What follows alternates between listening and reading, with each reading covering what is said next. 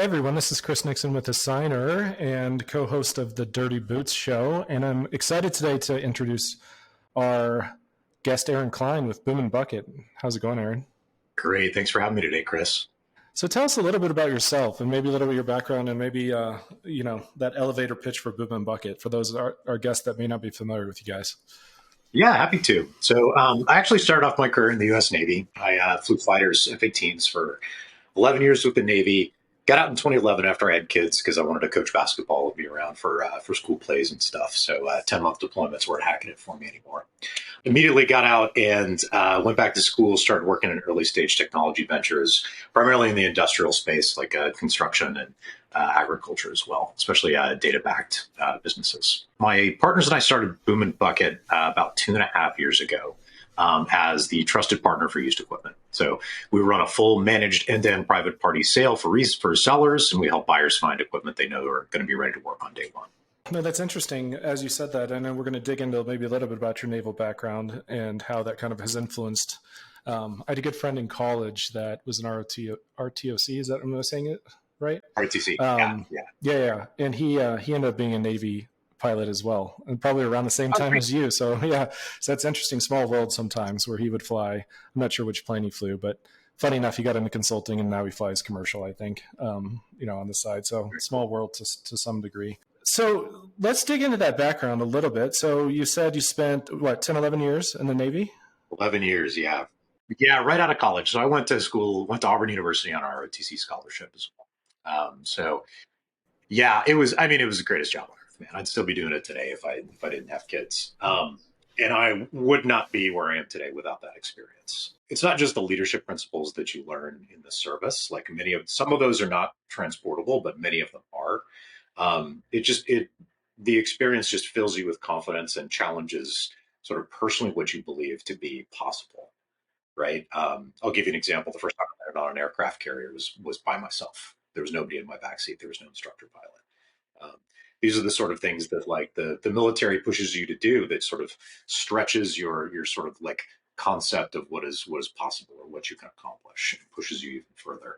More kind of tangibly, a fighter squadron is just a lot like an equipment shop. You know that about 70% of the personnel are maintenance folks. Jet engine mechanics, um, folks that work on the radars, avionics technicians, people like that. So I was not only a pilot, I was also a division officer. So I ran a maintenance department. Um, we spend a lot of time on running preventative and unplanned maintenance and, maintaining uptime and talking about production cycles. And so in many ways, there are a lot of sort of transportable experience sets to what I see in the equipment world too. And so you left the Navy. Obviously, you have a family that influenced your decision. Um, and you mentioned that there are some similarities to early stage tech about the grit and the drive and the desire and those sort of things. But tell us a little bit about your journey after that. So maybe let's dig into Yard Club a little bit. Yeah, so Yard Club was launched in 2013 by a mutual friend of my partner and I named Colin Everett. He was the son of a heavy dirt contractor up in Toronto. Started the company as under the hypothesis that this was about the time that like Airbnb and Uber were taking off. So started the company with the hypothesis of a like peer-to-peer rental marketplace for contractors to help them get more uptime and more money out of their idle fleet. Um, so he launched that business in San Francisco. My partner Samir and I joined the company about a year into it as we were expanding geographically. We did a distribution channel deal with Caterpillar. We started working with cat dealers and their rental arms. We built a suite of functions in addition to the peer-to-peer marketplace that helped people manage rental equipment. And then Caterpillar bought the company in 2017. After the acquisition, there was it was both kind of like the product functionality, and Cat was really excited about bringing sort of a modern Silicon Valley software development shop into the company. And so we melded a lot of the Yard Club functionality into the core MitaCat.com experience, and then we sort of became like a skunkworks for Cat Digital in San Francisco. We piloted a mobile application for telematics, for equipment management based on the telematics data coming off of the machines called CoreLink. That took off, eventually became the Cat app. So it's the sort of mobile front end experience for MitaCat.com now, really driven by the telematics experience too. So that application is now live in hundreds of countries with hundreds of thousands of users on it. That was kind of built by the Cat Digital Labs team. A lot of the team's still with the company. My partner Samir and I kept in touch, and we kept talking about used equipment because we just kept getting pull from the industry. Um, around the time of around the time COVID was started and we were all in lockdown, we spun out of our current gigs and started working on this problem. We met our third partner Adam through On Deck Founders. It's an accelerator program for founders. We put together a couple different hypotheses. We conducted like hundreds of interviews with folks within the industry to see what the best way to do this was, and that was sort of the origin story for Boom Bucket. That's how we landed on what we're doing today. Bootstrapped the company. It outgrew us in about 3 months. We went out, we raised capital from traditional VCs as well as folks from the industry, like the Bechtel family, brick and mortar fund too. And now we're up to 25 people and growing pretty aggressively. Interesting enough, I have a little bit of experience, not in the used equipment or heavy equipment marketplace, but marketplaces can be a really interesting challenge to solve for because obviously you have the supply and demand on both sides. So tell us a little bit about maybe some of those interesting challenges you guys are solving and what the market's asking for. The way we think about this is that is trust, right? Trust is the mountain that we're trying to climb. Our hypothesis here is that if you can increase access and information within this market, the market becomes more efficient, which is a rising tide that lifts all boats, right? You get better outcomes for sellers and better outcomes for buyers. Many people's natural inclination, if they're selling a machine private party, is to try to conceal like any sort of flaws with the machine, right? One picture, hey, ready to work, good to go on day one. And like, maybe you get a good deal out of that. The truth of the matter is that distrust and that lack of transparency is priced into the market. Buyers, of course, are then going to assume, yeah, there's a lot of stuff wrong with this machine I don't know. So I'm going to push price down as low as I possibly can because I have to assume things going to break down. So the way we're trying to help, what we're trying to help the market understand is that transparency is actually leads to better outcomes for everybody that's involved. And that's played out in kind of a smaller scale where operations are primarily on the West Coast today, but it's really taken off in kind of like towards the end of 2022, which is why we're expanding geographically. The need we're filling really is for most of our buyers are small and medium-sized businesses, right? Local contractors, owner-operators, people who don't always have access to professional transportation networks. They don't always have access to financing, and they don't always know if like the machine they're looking at is the right one for the job. So we kind of fill that need on the education piece and the surrounding services for buyers to help them make sure they're getting a machine that works for their job. They've got access to financing and transportation. And oh, by the way, they've also got access to all of this other information on the machine, inspection report, sample and analysis, telematics data when we can get it, maintenance history. All of that gives the buyer confidence that the machine they're getting is priced fairly and that it's going to be ready to work on day one. That's the most important thing for them, that they know it's not going to break down right after they buy it. Traditionally, how would those small and medium sized businesses go about? Like, how would they go buy the buy and sell transaction if they don't have access to some of the network that maybe the bigger players do? There's a couple of different ways. Like some people work with local brokers who may or may not have what you're looking for. But the sort of default way is to either like tap in what you're looking for on Google or go to some of the existing listing services like Machinery Trader and Book Trader, those places. And usually what you get, they're great. Like we're Machinery Trader Sandhills customers. We use them as well. But traditionally what you get is a single picture and a phone number, right? So a buyer will pick up the phone, he'll call to make sure this person is real, because sometimes the people that are on like Craigslist are not real. Believe it or not, there's a lot of the trade hands on Craigslist. Call to make sure the person's real and not a scam. Schedule some flights to fly out and see the machine, because of course you can't trust what's written in there that it's like ready to work on day one, right? You got to go look at yourself. Then you get probably 15 or 20 minutes on site to crawl over the machine and inspect it yourself. Maybe you're an owner operator, or maybe you have your mechanic go out there to take a look at it, but you get like, kind of a limited window to assess it. You have no idea like what its maintenance history was. You may not know like what its usage history or ownership history looks like. And then, you haggle as much as you possibly can on site. And if you get a deal done, great. You go pick it up yourself, or you call a heavy haul outfit to go get it. That's kind of what the existing like trade looks like. And so one, we're saving people like the money of flying out to see the machine because they get access to all this information up front. Plus we back our buyer experience by a guarantee. Yeah, I was going to ask about the trust because obviously quite a bit of potential distrust in the market with some of the avenues or channels that you were alluding to. Because it was interesting in preparation for this podcast. I was on your website, and there's a lot of detailed information from photos to videos to what's working well, what needs work. So how do you guys go about doing that? Do you rely on the sellers, or you and your team going out there and providing that service?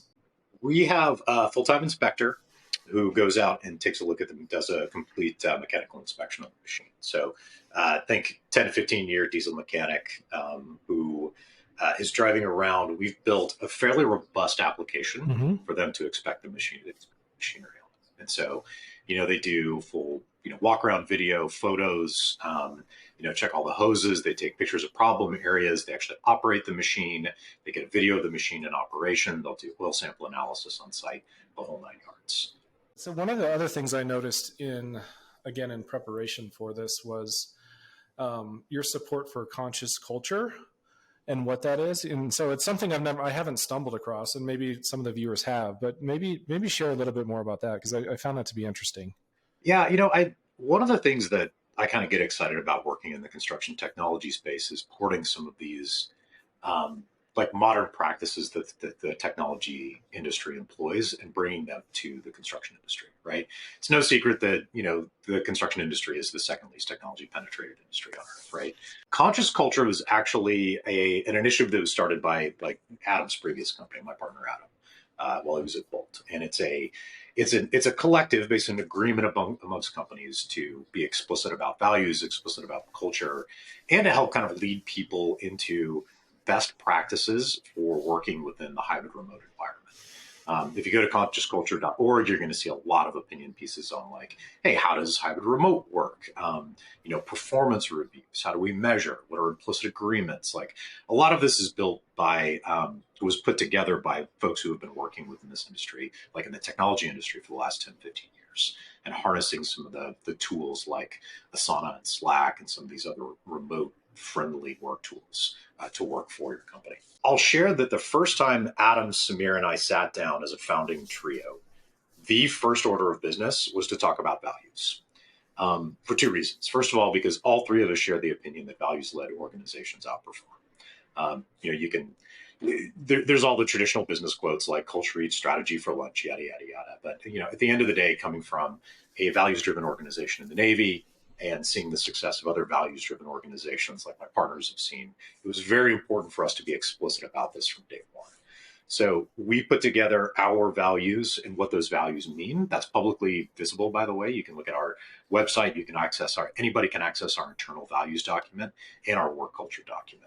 It was important to us to be explicit about these things because culture, not only like being explicit about your culture and your values, not only serves as a reinforcing mechanism for people to work well together once they're on board, it's also a screening mechanism for who you say yes and no to joining the company, right?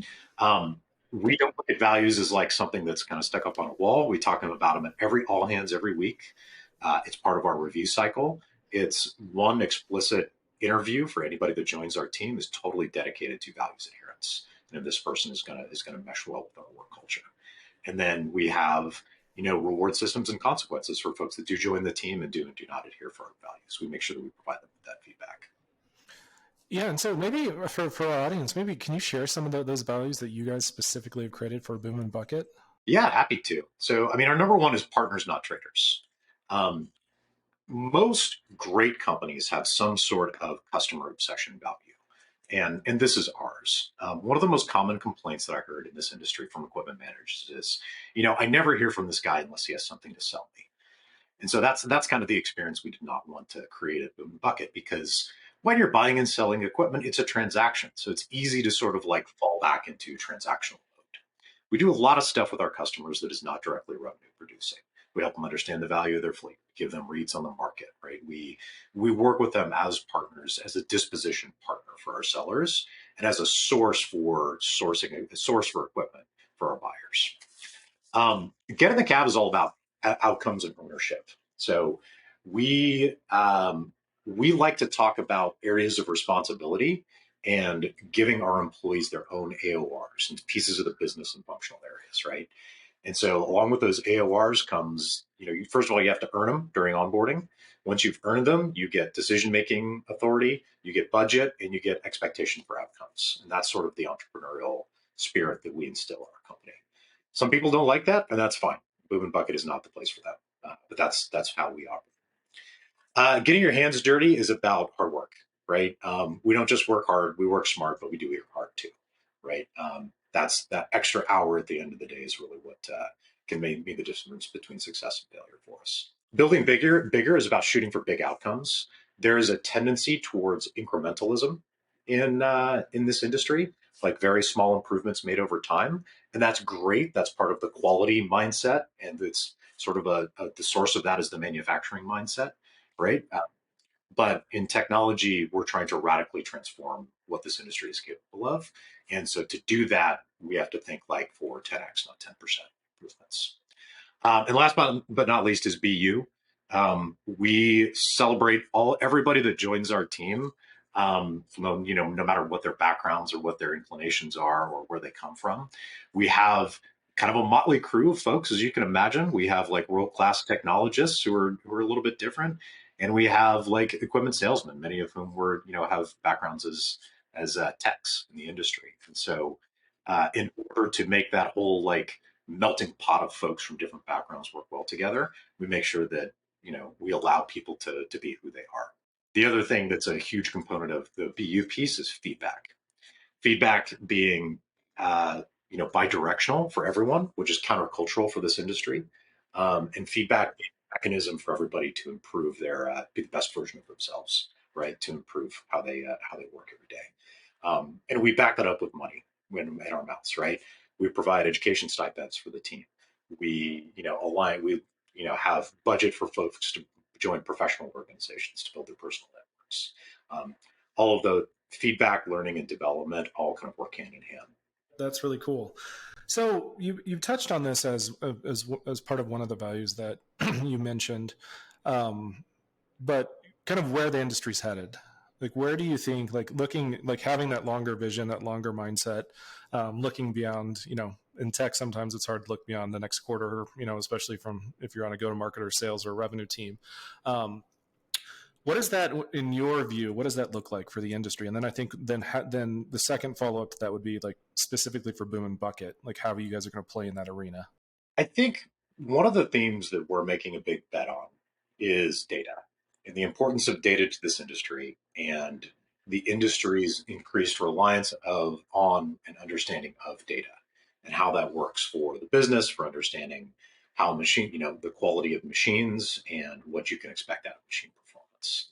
I think that's telematics, the proliferation of telematics over the last 5 to 10 years has been a huge game changer for this industry, right? It not just helps with the basics of, hey, where's my machine and how much fuel does it need and what are the hours to better run my PMs, but it's also changing how people think about using their equipment and what types of equipment they need to get the job done. And I think that's pretty exciting. So I think from our perspective, the data layer behind these machines, we view that as a way to make our marketplace more trusted and more transparent. Data objective information helps resolve disputes, right? It helps with transparency. The data doesn't lie, right? So I think that's a huge trend that you're going to see continue to shape this industry. It already has in some way with telematics, but incorporating that data into the buying and selling trade and viewing data as part of the machine ownership, the machine's data history, I think is going to be a big trend for the machine in the future. And that data is not just telematics, it's also maintenance history and ownership history and usage, some of which is reflected in the telematics data. But all of that information is an asset. That asset should be included in the value of the machine. You touched on it a little bit, but for Boom and Bucket, and I think I understand the how you guys are leveraging data, and I'm sure there's going to be future instances or versions of what you guys are doing. Do you see anyone else in the industry? Like, who else in the industry is maybe looking at some of that data as well? You touched on telematics and some of that, but where else do you see that data becoming more and more important? Yeah, I think on the equipment management side, it's pretty well established. You've got some folks like Tenna that are doing exciting work with mixed fleet telematics. Obviously, what Assignar is doing is very exciting too. Um, Building the data layer for workflow management and machine performance and maintenance cycles. We really like what GearFlow is doing as well. So they're very specifically focused on parts, and that is a super challenging data problem, right? Matching the right parts to the right machine and like all the interface. It's a big data problem, and we really like what they're doing with that.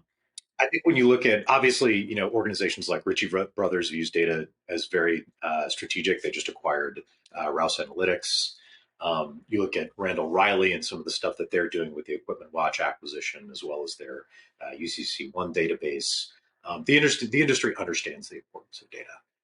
And I think you're going to see those products become more sophisticated and easier to access over time, just like you see it working in manufacturing and supply chain. And some of these existing industries that have fairly sophisticated data products available today off the shelf, that's going to proliferate over into construction equipment as well. Yeah, and I think both Assignar and Boom and Bucket will be headed to Vegas in March for ConExpo. What are your expectations? What are you guys hoping for when you go? We've got a booth. It's not too far from Assigners, right? We're in the North Hall. We view ConExpo as there's a couple of important things we want to do. First of all, is just accessing a lot of the partnerships that we want to talk through. It's also just it's the best place to get the word out about your business. Probably the biggest, we talk about trust, right? Mm-hmm. One of the biggest sticking points we have with new customers is they've never heard of us before, mm-hmm. right? But Bucket's a new company. Mm-hmm. So like new companies come with risk. And so that's part of what we're solving with ConExpo. So yeah, we got a booth. We're going to be there. We're going to be meeting with people. We're participating on the Wednesday afternoon construction tech panel, basically like a Society for Construction Solutions mm-hmm. meeting. And then we're also running a $1 million sweepstakes. So folks can sign up for a chance to win $1 million. And then we got a bunch of other prizes too, like a Traeger grill and a Butcher Box subscription and some other stuff. No, cool. Very cool. So you went to, and this won't be the last thing I touch on, you went to Auburn, SEC football, and I'm just making the assumption that everybody that goes to Auburn likes football and SEC football. So forgive me if I'm off base here. Yeah, it's a pretty safe assumption. How are they going to get their magic back? And they were obviously phenomenal for a while, and everyone has ups and downs. I actually went to University of Colorado, and we've just been abysmal for the past decade, and we injected ourselves with a new head coach with primetime Deion Sanders. But what's your view on Auburn, and what are they doing to get back? Because Alabama and Georgia right now are obviously the kings in SEC. So first of all, War Eagle to all my Auburn peeps. Yeah, Auburn football. It's a bittersweet experience being an Auburn football fan. We had a great run in the early 2010 type era, but yeah, I think so. So look, Hugh Freeze is a question mark. For a little while we got excited because we thought Neon Deion was coming to Auburn too, but that didn't work out.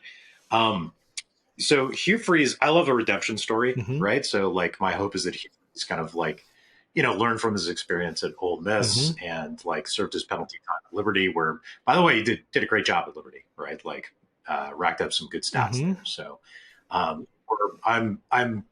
cautiously optimistic that Hugh Freeze is going to be able to get Auburn its groove back. It all boils down to recruiting in my mind, right? Like that's kind of the key to any high performing team. If you want to talk about it like in business and sports, whatever, like being able to effectively articulate a vision and then recruiting a really first class team around that vision is the key to success for any organization. This kind of comes back to our conscious culture discussion, right? So those values, our culture, the things are what we lead with when we bring people into the organization.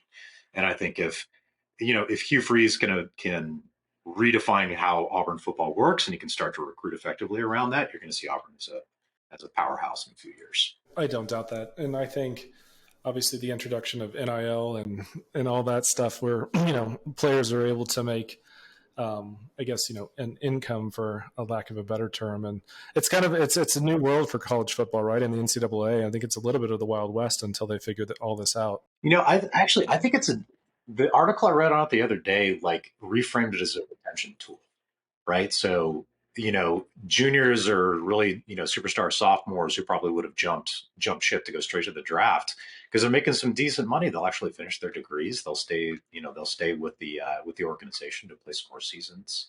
Um, yeah, I'm excited about that too. Yeah, because you hear a lot about it in the news about the incoming freshmen and the recruiting and the NIL, but like NIL is obviously applicable to across the span of your 4 to 6 years of college.